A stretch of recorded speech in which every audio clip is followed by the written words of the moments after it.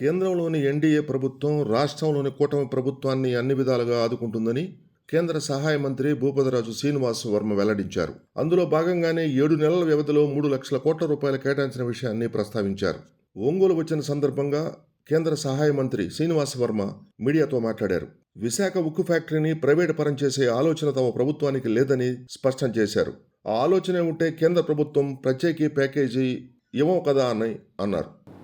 ఆంధ్రప్రదేశ్ అభివృద్ధి పట్ల కేంద్ర ప్రభుత్వం ప్రత్యేకమైనటువంటి శ్రద్ధ చూపెడతా ఉందనేటువంటి విషయం మనందరికీ కూడా తెలుసు. గతంలో దేశంలో ఏ రాష్ట్రానికి ఏ కేంద్ర ప్రభుత్వం సహకరించిన విధంగా ఇవాళ కేంద్రంలో ఉన్నటువంటి ఎన్డీఏ ప్రభుత్వం రాష్ట్రంలో ఉన్నటువంటి ఎన్డీఏ ప్రభుత్వానికి పెద్ద ఎత్తున సహకారం అందిస్తాం.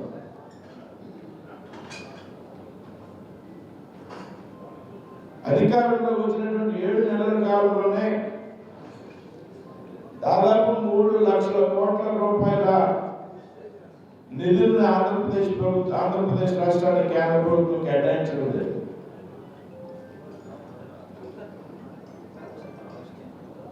అమరావతి రాజధానిగా నిర్మాణం పూర్తి చేయడానికి, పోలవరం ప్రాజెక్టు యొక్క నిర్మాణానికి, ఏదైతే దేశం నలుమూల నుండి కలుపుతూ అమరావతి నగరానికి రైలు మార్గాలను ఏర్పాటు చేయడానికి, విశాఖపట్నంలో రైల్వే డివిజన్ ఏర్పాటు చేయడం, అదేవిధంగా రామాయపట్నంలో దాదాపు 70,000 కోట్లతో బీపీసీఎల్ రిఫైనరీని ఏర్పాటు చేయడం,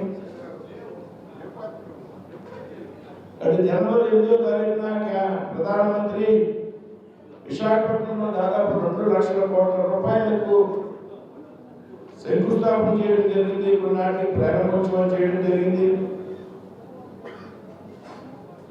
కొత్త రైల్వే లైన్ అభివృద్ధికి పెద్ద ఎత్తున నిధులు కేటాయించడం జరిగింది. ఈ విధంగా ఆంధ్రప్రదేశ్ రాష్ట్ర అభివృద్ధికి ఏమి కావాలి, ఏమి అవసరం ఉంటే అవసరాలు తెలుసుకున్నది పెద్ద ఎత్తున కేంద్ర ప్రభుత్వం సహకరిస్తాం అనే విషయంలో ఏమాత్రం కూడా అనుమానం.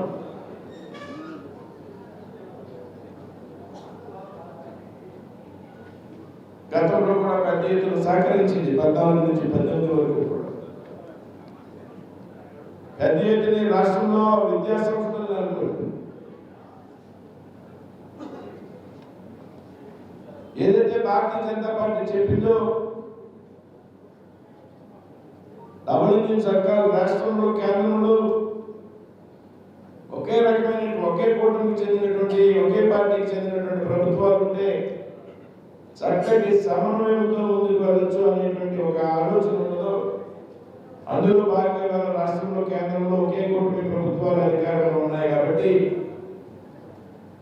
సమన్వయం బాగుంటుంది. కాబట్టి రాబోయే కొన్ని రోజుల్లో మరిన్ని కార్యక్రమాలు ఈ రాష్ట్రంలో చేయడానికి కేంద్ర ప్రభుత్వం సిద్ధంగా ఉంటుంది అనేటువంటి విషయాన్ని సందర్భంగా తెలియజేస్తుంది. అన్నింటి నుంచి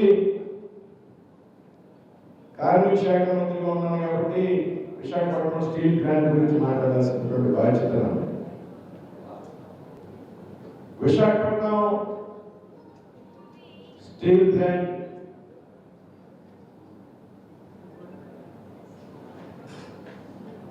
చాలా నష్టాల్లో ఉందనేటువంటి విషయం మనందరికీ కూడా తెలుసు.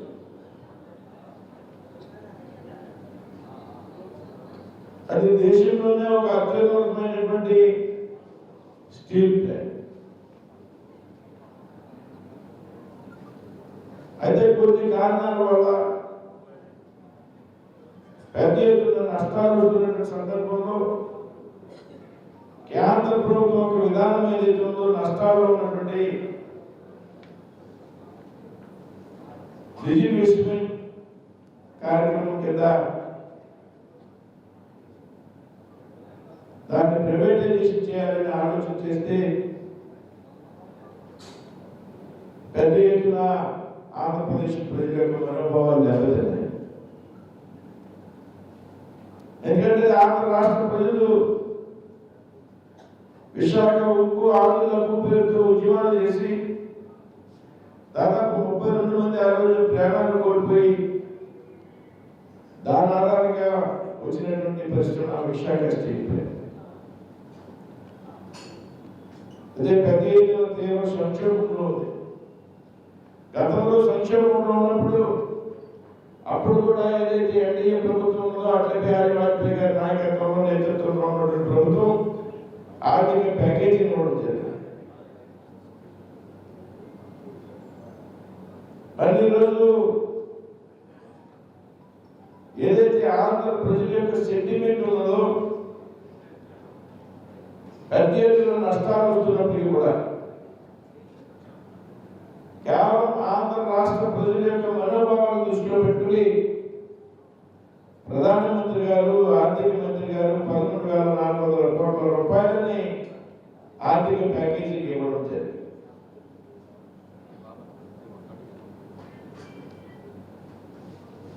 ₹11,400 ఆర్థిక ప్యాకేజీని ఇవ్వడమే కాకుండా భవిష్యత్తులో దీన్ని ఏ విధంగా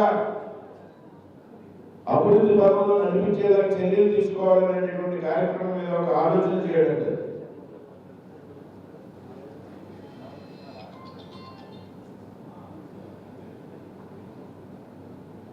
పెద్ద ఎత్తున దేశంలో ఇవాళ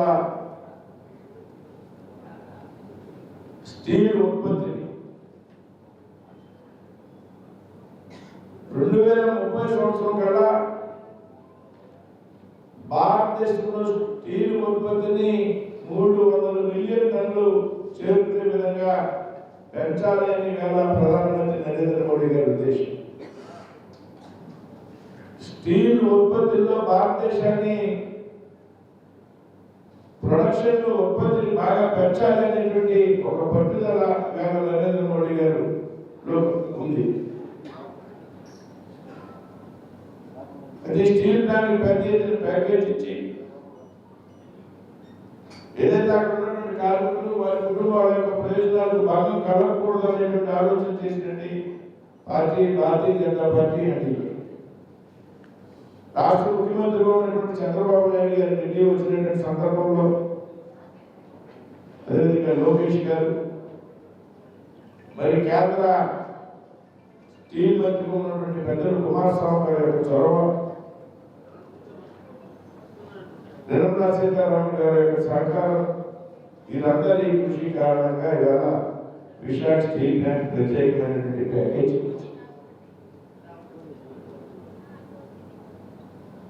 రాబోయేటువంటి రోజుల్లో విశాఖ స్టీల్ ప్లాంట్ మనుగడ ఏ విధమైనటువంటి ఇబ్బంది ఉండదనేటువంటి విషయాన్ని సందర్భంగా స్పష్టం చేస్తుంది.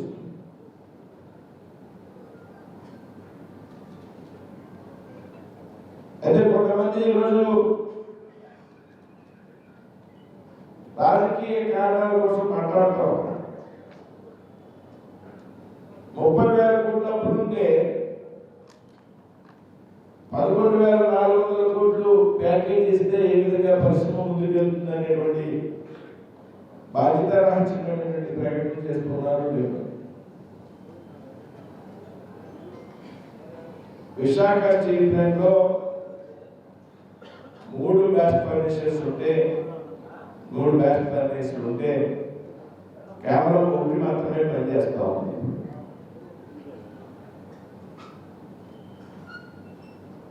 ప్లాంట్ యొక్క ఉత్పత్తి సామర్థ్యంలో సగం ఉత్పత్తి కూడా ఇప్పుడు కొనసాగుతుంది. ఆర్థిక లేని కారణంగా వేల ప్యాకేజీ ఆధారంగా 3 బ్లాస్ట్ ఫర్నేసులు కూడా ఉపయోగంలోకి తీసుకొచ్చి దాదాపు 7.3 మిలియన్ టన్స్ దాని ఉత్పత్తి సామర్థ్యం పూర్తి ఉత్పత్తిని చేయడం ద్వారా ఒక క్రమ పద్ధతిలో స్టీల్ ప్లాంట్ యొక్క నష్టాల నుంచి బయటకు తీసుకొచ్చి లాభాల బాగా పెట్టాలనేటువంటి ఆలోచన. ఈ క్రమంలో కేంద్ర ప్రభుత్వం రాబోయేటువంటి రోజుల్లో ఏ విధమైనటువంటి సహకారం కూడా చేయడానికి సిద్ధంగా ఉంది. వాళ్ళు చాలా క్లియర్గా చెప్తున్నారు. కార్మికులను తప్పుదోవ పట్టించడానికి లేకపోతే రాజకీయంగా పాపం గడుపుకోవడానికి 11,400 కోట్లు ఇచ్చినా కానీ విశాఖ స్టీల్ ప్లాంట్ ప్రైవేటైజేషన్ అవుతుంది రాబోయేటువంటి రోజుల్లో అనేటువంటి బాధ్యత రాయించమనేటువంటి మాటలు మాట్లాడుతూ ఉన్నారు కొంతమంది. విశాఖ స్టీల్ ప్లాంట్ ప్రైవేటీకరణ చేయాలని ఆలోచన ఉంటే కేంద్ర ప్రభుత్వం 11,400 కోట్ల రూపాయల ప్యాకేజీ ఎందుకు ఇస్తుంది అనేటువంటి విషయాన్ని బాధ్యత కలిగినటువంటి వ్యక్తులందరూ కూడా దయచేసి ఆలోచన చేయాలనే సందర్భంగా విజ్ఞప్తి చేయండి. అంతేకాదు నిన్నగాక మొన్ననే ముఖ్యమైనటువంటి సమావేశం జరిగింది. కుమారస్వామి గారు, నేను, స్టీల్ సెక్రటరీ గారు ఏదైతే కొన్ని జీతాలు పెండింగ్ ఉన్నాయి 4 నెలల పాటు, 4 నెలలు కూడా 50%, 60% జీతాలు ఇచ్చారు. 35% డిసెంబర్లో 65% జీతం ఇచ్చారు. ఏదైతే పెండింగ్ జీతాలు ఉన్నాయో రాబోయేటువంటి 20 రోజుల్లో కార్మికులకు ఆ జీతాలు అందజేయాలనేటువంటి ఆలోచనలో కూడా ఆ సమావేశంలో నిర్ణయం తీసుకోవడం జరిగింది. ఇచ్చినటువంటి ప్యాకేజ్ ఏదైతే ఉన్నదో ఈ డబ్బులు ఏ విధంగా విడుదల చేయాలి, రా మెటీరియల్కి ఏ విధంగా వాడాలి, ఏదైతే బ్యాంకులకు ఉన్నటువంటి అప్పులకు ఏ విధంగా చెల్లించాలి, ఏదైతే గతంలో మనకి రా మెటీరియల్ సప్లై చేసినటువంటి సప్లైదారులు ఉన్నారో వారికి కొంత పేమెంట్స్ ఇవ్వడం ద్వారా ఈ 11,400 కోట్ల రూపాయల ప్యాకేజీ ఏ విధంగా ఉపయోగించి సక్రమంగా స్టీల్ ప్లాంట్ ని లాభాల బాటలో ప్రవహించే విధంగా కొంత చర్చ చేయడం జరిగింది. మరొక 2-3 రోజుల్లో జరిగేటువంటి సమావేశాలలో దీని మీద కూడా నిర్ణయం తీసుకుని స్టీల్ ప్లాంట్ ప్రయోజనాన్ని కాపాడడానికి కేంద్రంలో ఉన్నటువంటి నరేంద్ర మోడీ గారి ప్రభుత్వం కట్టుబడి ఉన్నది అనేటువంటి విషయాన్ని చాలా స్పష్టంగా ఈ సందర్భంగా తెలియజేస్తున్నాం.